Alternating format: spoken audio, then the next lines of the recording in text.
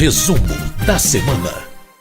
Bom, toda sexta-feira nós falamos com a jornalista Ana Raquel Macedo, editora-chefe da Rádio Câmara, para a gente saber o que aconteceu de mais importante na Câmara dos Deputados ao longo dos últimos dias. Oi, Ana, tudo bem? Tudo bom, Márcia Aquilissardi? Tudo certo. Essa semana aconteceu pouca coisa, né, Ana Raquel Macedo? Só um pouquinho. Muita coisa, tanto no plenário da Câmara, quanto também no Congresso Nacional, que se reuniu. Então, sem mais delongas, vamos lá para o primeiro assunto, é a convocação do ministro Paulo Guedes, tanto pelas comissões, por duas comissões da Câmara, quanto pelo próprio plenário da Câmara, para explicar essas aplicações dele, esses investimentos dele em offshore. Como é que se deu o contexto dessa convocação do ministro, Ana? Pois é, Márcio, essa situação, realmente, essa questão do ministro Paulo Guedes, ministro da Economia, foi um dos principais debates na Câmara nessa semana, como você mesmo lembrou, tanto em comissões como no próprio plenário. Só lembrando um pouquinho a quem acompanha a gente aqui nesse resumo da semana. No último fim de semana, começaram a serem publicadas matérias no mundo todo de um consórcio de jornalistas investigativos, um consórcio internacional, inclusive com sites brasileiros de notícias participando desse consórcio e indicando pessoas ali no mundo inteiro, personalidades, políticos, empresários, artistas, com empresas offshore em paraísos fiscais. E entre esses que tiveram documentos ali vazados em relação a essas empresas em paraísos fiscais, está o ministro da Economia, Paulo Guedes, e também o presidente do Banco Central, Roberto Campos Neto.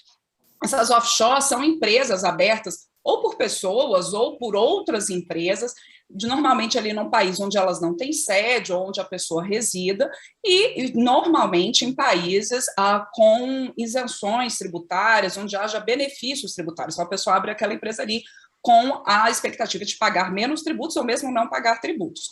E esse é o caso. O ministro Paulo Guedes tinha uma empresa que foi aberta antes dele ser indicado como ministro da Economia, nas Ilhas Virgens Britânicas. O que acontece? Muitos deputados, principalmente de oposição, questionando a manutenção dessa empresa pelo ministro da Economia, já que ele é o condutor da política econômica do país, e que, por exemplo, essas variações do dólar que acontecem atualmente, né, com uma desvalorização do real, isso acaba, de certa forma, beneficiando esses investimentos do ministro nesse paraíso fiscal, porque lá os investimentos são feitos em dólar, então, né, aumenta com a desvalorização do real, esses investimentos dele ficam valorizados lá fora. Enfim, o que se colocou muitos parlamentares de oposição e também de partidos independentes, de outros partidos, falando da necessidade do ministro se explicar, exatamente por ele ser condutor da política monetária, há uma necessidade, segundo eles, para explicar se não haveria um possível conflito de interesses nessa manutenção dessa empresa offshore, o ministro sendo o condutor da política econômica, ou uma possível também que é necessário investigar se não haveria uma evasão fiscal, enfim. Ter uma empresa nesses paraísos fiscais, Márcio, não é ilegal. A questão é que você tem que declarar. O ministro, inclusive, divulgou nota falando que ele declarou isso à Receita Federal, mas ele continuava ali como controlador da empresa e, por isso, essa necessidade de explicação. A liderança do governo tentou que essa convocação fosse transformada em convite. Convocação, como você mesmo lembrou, tanto no plenário da Câmara, quanto na Comissão de Trabalho e na Comissão de Fiscalização Financeira e Controle. Quando uma autoridade pública ela é convocada pelo parlamento, ela não pode se negar aí, diferentemente do convite, que ela pode mandar um representante, por exemplo, ou alegar ali uns problemas de agenda. Na convocação, não, ele precisa e ele não pode se negar aí. Ainda vai ser marcada a data dessa convocação, né, dessa ida do ministro à Câmara para explicar essa offshore nas Ilhas Virgens Britânicas, e como eu disse, né, há uma necessidade de explicação. O líder do governo concordou, o deputado Ricardo Barros, que o ministro precisa realmente, né, explicar à população como que são esses investimentos dele fora do país, mas que não seria necessário, como eu disse, uma convocação. Essa era a posição da liderança, mas a maioria da Câmara entendeu que sim, que era preciso que o ministro fosse convocado para se explicar sobre essas offshore nas Ilhas Virgens Britânicas. Bom, isso rendeu polêmica, mas outros 3 assuntos que a Câmara votou relacionados direta ou indiretamente à pandemia foram votados com um pouco mais de consenso, não é, Ana? mas também com discussão, né, Márcia? A gente tem, por exemplo, a regulamentação do trabalho de gestantes nessa pandemia. O que acontece? Essa proposta que foi aprovada pelos deputados, ela permite a volta ao trabalho das gestantes já vacinadas, ou também depois do fim do estado de emergência pública, se houver, eventualmente, a interrupção da gestação, ou se ela optar, por exemplo, por não se vacinar, mas aí assinando um termo de responsabilidade que está querendo voltar ao trabalho mesmo não tendo se vacinado. Por que teve polêmica? Porque ainda continua a pandemia, as gestantes no país, no Brasil, tiveram uma mortalidade em média superior a outros países do mundo. Então, algumas deputadas e deputados comentaram se seria realmente o caso de fazer essa modificação na legislação. Por quê? A gente lembra que já tem uma lei em curso, Márcio, que fala que as gestantes, nesse período de pandemia, elas precisam estar em trabalho remoto e continuar a receber seus salários. Só que aí, segundo a relatora, a deputada Paula Belmonte, do Cidadania do Distrito Federal, algumas gestantes têm pedido para voltar ao trabalho, porque elas trabalham recebendo comissão, hora extra, elas ganham mais estando trabalhando presencialmente.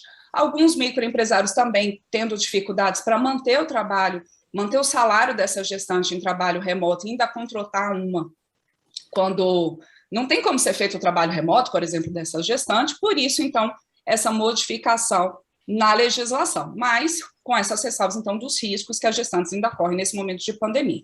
Essa proposta, ela ainda vai para o Senado. Ainda falando de medidas relacionadas à pandemia, os deputados eles aprovaram uma proposta que permite o funcionamento de rádios comunitárias que eventualmente estejam com alguma sanção, né, estejam suspensas ou com revogação de licença de operação por alguma sanção burocrática, administrativa. Então, essa proposta ela permite que as rádios continuem funcionando por 180 dias, renováveis, que elas têm essa autorização aí de renovação também automática enquanto durar a pandemia. E aí, muitos deputados colocando em plenário a importância das rádios comunitárias, inclusive para a divulgação de informações de utilidade pública, informações de saúde, informações preventivas da Covid-19. Então, esse sim, Márcio, foi um projeto aprovado, né, houve ali algumas ressalvas de alguns deputados, do Novo, por exemplo, falando sobre para investigar melhor o porquê dessas sanções, essas rádios, mas o relator Paulo Magalhães, do PSD da Bahia, também, e vários deputados falando da importância dessas rádios, então, nas comunidades ali, para divulgar informação, inclusive, de saúde. Essa proposta das rádios comunitárias também ainda precisa da avaliação do Senado. Por fim, ainda relacionado à pandemia, Márcio, a gente teve a aprovação da medida provisória 1057, que ela redita aquele programa de facilitação de crédito a microempresas, microempreendedores, empresas inscritas no Simples Nacional. O que acontece por esse programa? Os bancos eles podem emprestar recursos e aí assumindo o risco do empréstimo desses recursos e, em troca, eles recebem créditos para redução de tributos. O governo calcula ali que com esse programa é possível, há um potencial de geração de crédito para essas pequenas empresas, microempreendedores, da ordem de 48 bilhões de reais. A MP 1057, Márcio, também ainda precisa da avaliação do Senado. Bom, e além desses temas que você citou, a Câmara dos Deputados também teve um debate sobre outras questões importantes. A principal delas são alterações na lei de improbidade administrativa. O que é que mudou, Ana? Isso, Márcio, a lei de improbidade administrativa, a gente lembra para quem acompanha a gente nesse resumo, ela está em vigor há quase 30 anos e foi uma medida importante para o combate à corrupção, é uma medida importante. Só que depois desses quase 30 anos, os parlamentares avaliaram, a maioria dos parlamentares avaliou que era necessário um ajuste. E o que foi esse ajuste aprovado? A gente lembra só rapidinho, para quem costuma acompanhar a gente no resumo, essa proposta ela já tinha sido aprovada pela Câmara, foi para o Senado, teve modificação no Senado e, por isso, retornou para a análise dos deputados. O que em termos gerais, ela prevê? O que é a ideia dessa mudança na lei de improbidade administrativa? É que só seja considerado crime de improbidade quando houver a intenção do agente em lesar o erário, em ferir os princípios da administração pública. Então, a ideia é essa da intenção. Então, sai da lei de improbidade administrativa a consideração de crime por omissão ou quando não haja intenção. O relator, deputado Carlos Zaratini, do PT de São Paulo, ele falou muito fortemente isso nas 2 vezes em que esse assunto foi debatido pelo plenário da Câmara, que você, às vezes, por questões de irregularidade, você não pode punir o agente público da mesma forma de outro agente que cometeu essa infração, querendo cometer essa infração, com a intenção de lesar o erário. Por isso, essa diferenciação, a necessidade de ajuste, né, na avaliação do relator, na lei de improbidade para fazer essa diferenciação. Entre as emendas do Senado, que foram acatadas pelos deputados, há, por exemplo, uma que diz que o Ministério Público ele tem um prazo de 1 ano para se manifestar quando deve ou não haver a continuidade de uma ação de improbidade movida aí pelos municípios, pelos estados, pela União. Mas é um texto que sempre tem polêmica, Márcio, porque para alguns parlamentares, essa modificação na lei de improbidade, ela pode flexibilizar o combate à corrupção. Os deputados do Novo falaram muito disso em plenário. Mas, como eu disse, a maioria dos deputados entendeu, deputados e senadores, né, entendeu que não, que era necessário, então, fazer esse ajuste. O que está previsto, por exemplo, rapidamente, né, na lista do que pode ser considerado crime de improbidade? Por exemplo, usar o trabalho de funcionário público em serviço particular, receber vantagem para dar atestado falso, apropriação de bens públicos, fraudar licitações, receber propina em troca de benefícios tributários, entre outros. Outra modificação feita na lei de improbidade por essa proposta diz o seguinte, que o agente público ele perde os direitos políticos por 8 anos, se comprovado, então, o crime de improbidade, a partir do fato, quer dizer, teve o fato, 8 anos, então, ele fica sem os direitos políticos. Hoje a lei diz que são 5 anos após o término do mandato. Como eu disse, essa mudança na lei de improbidade, Márcio, Câmara, Senado já discutiram, né? Então vai para a sanção presidencial. A gente ainda teve aí outras aprovações na Câmara, por exemplo, a volta da propaganda de rádio e TV. Então, os deputados analisaram um texto do Senado que permite a volta da propaganda no rádio e na TV dos partidos políticos. Ela tinha sido extinta ali em 2017, voltaria diferente, Márcia, bom a gente fazer essa diferenciação. Não é a mesma propaganda da época das eleições, são aquelas inserções no rádio e na TV ao longo de outros períodos, fora do período eleitoral, e que esse cálculo de quanto tempo cada partido vai ter, ele é feito com base no tamanho das bancadas eleitas para a Câmara dos Deputados. Essa proposta, então, que volta à propaganda do rádio na TV, uma das modificações feitas pelos deputados é que ela seja feita de acordo com o sistema que era antigamente mesmo, com base no sistema de compensação fiscal a emissoras de rádio e TV por esse tempo que elas cedem, então, aos partidos políticos. Prevê também esse texto que pelo menos 30% dessas inserções deve ser ali para divulgação da participação política das mulheres. Como eu disse, essa aí também teve muita discussão no plenário, esse projeto, foram 270 votos sim, contra 115 votos não, e como teve modificação pelos deputados, volta para a análise dos senadores esse texto, então, da volta da propaganda do rádio e da TV.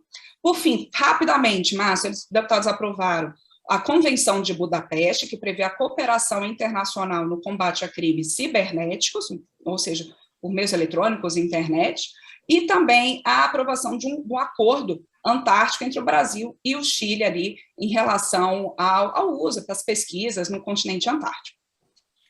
Bom, e da Câmara a gente passa para o Congresso Nacional, Ana, que também se reuniu essa semana e aprovou um repasse de 63 milhões de reais para a produção de medicamentos usados no tratamento do câncer, né? Essa foi talvez a matéria mais importante da semana no Congresso Nacional. Além dela, o que mais deputados e senadores votaram em conjunto, Ana? Pois é, Márcio, isso já vem sendo uma discussão, essa do orçamento, essa questão do tratamento para produção de radioisótopos, há algumas semanas, há mais ou menos 2 semanas, inclusive o ministro da Ciência e Tecnologia, Marcos Pontes, participou de algumas audiências públicas sobre isso, porque o Instituto de Pesquisas Energéticas e Nucleares, o IPEN, ficou sem recursos, e faz quase 2 semanas que não são produzidos esses radioisótopos, que são muito importantes, por exemplo, para o combate ao câncer de tireoide, eles produzem o iodo radioativo, ou para a radioterapia. E isso parou por falta de recursos. Então, esse projeto de crédito suplementar aprovado pelos deputados e senadores na sessão do Congresso dessa semana, um deles, né, reserva 63 milhões de reais para a retomada dessa produção, também reserva mais de 19 milhões lá para o CNEM, que também mexe com essas questões nucleares, para produção, pesquisa, apoio a esses laboratórios que mexem com esse setor. E, por isso, foi muito comemorada essa aprovação, mas com ressalva de parlamentares de oposição, Márcio, porque esse remanejamento de recursos veio tirando verbas do Fundo Nacional de Desenvolvimento Científico e Tecnológico. Então, a oposição votou favoravelmente a essa proposta de crédito suplementar, mas fazendo essa ressalva de que é preciso recompor os recursos do fundo. E a liderança do governo no Congresso, ele diz que sim, haverá essa expectativa e construção ali de um acordo para a retomada desses recursos. Foram aprovados ainda recursos para o Tribunal Superior Eleitoral, para ele fazer um processo ali de observação internacional das eleições do ano que vem, e também recursos para estradas e fabricação de combustível nuclear numa fábrica ali no Rio de Janeiro.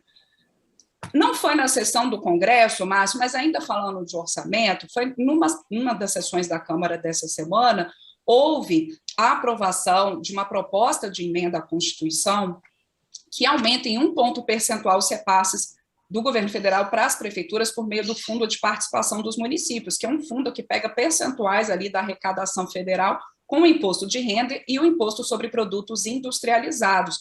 Essa proposta ela já tinha sido aprovada pelos senadores, ela já tinha sido aprovada em primeiro turno pelos deputados em 2019, veio então a questão da pandemia e somente agora nessa semana foi votada em segundo turno, concluindo, portanto, a votação dessa proposta de emenda à Constituição e permitindo que logo ela seja promulgada e a partir do ano que vem as prefeituras passam a já receber um incremento para o Fundo de Participação dos Municípios. Lembrando que não é de imediato, que é com 1 ponto percentual de aumento, Márcia. A gente tem nos 2 primeiros anos 0,25 de ampliação desses repasses, no terceiro ano 0,5 e, finalmente, no quarto ano, 1 ponto percentual. Quando chegar esse quarto ano, vão ser 6 bilhões a mais, a expectativa de repasses por meio do Fundo de Participação dos Municípios para as prefeituras. Bom, e a gente encerra nosso resumo, Ana, falando de 2 pontos de alta sensibilidade, né? Primeiro, uma homenagem ao ator Paulo Gustavo, falecido recentemente, né? Com a aprovação de um prêmio com seu nome pela Câmara dos Deputados, e depois um assunto que afeta milhões e milhões de brasileiros, que é o agravamento da fome do Brasil. Isso aconteceu também na Câmara dos Deputados. Conta para a gente, Ana.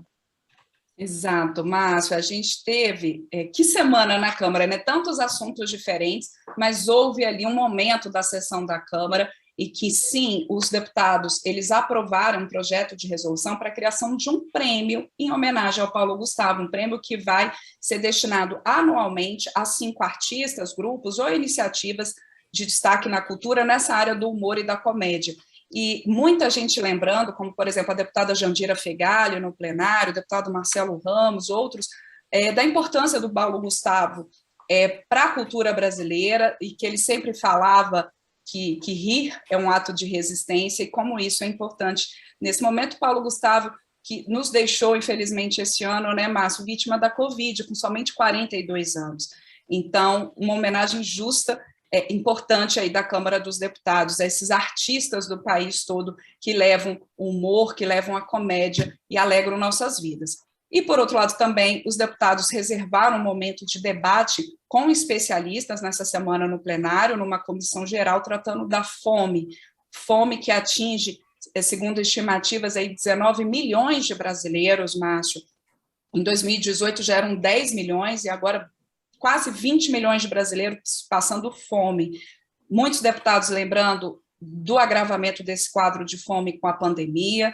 O próprio presidente da Câmara, Arthur Lira, mandou ali uma mensagem a essa comissão geral falando da questão da inflação, de como a Câmara está buscando medidas para conter também um aumento nos combustíveis, e citou o auxílio emergencial. Outros deputados e pesquisadores e especialistas ouvidos nessa comissão geral falando também de que a fome no Brasil, infelizmente, é estrutural e que seria até uma contradição, o Brasil que é líder em produção de alimentos, exportador de alimentos, e que ainda tem aí quase 20 milhões de pessoas passando fome. Muito bem, a gente então conversou com a Ana Raquel Macedo aqui no resumo da semana com o que deputados e também em sessão do Congresso, deputados e senadores discutiram ao longo desta semana. Ana, mais uma vez, obrigado, a gente se fala na semana que vem.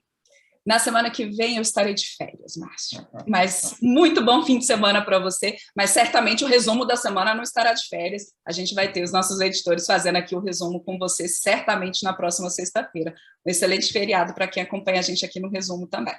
Com certeza, Ana. Será um resumo resumido, né? Porque teremos o feriado e o ponto facultativo na segunda-feira também. Exato. Obrigado, Ana, então, e boas férias para você. Obrigada, Márcio. Até mais.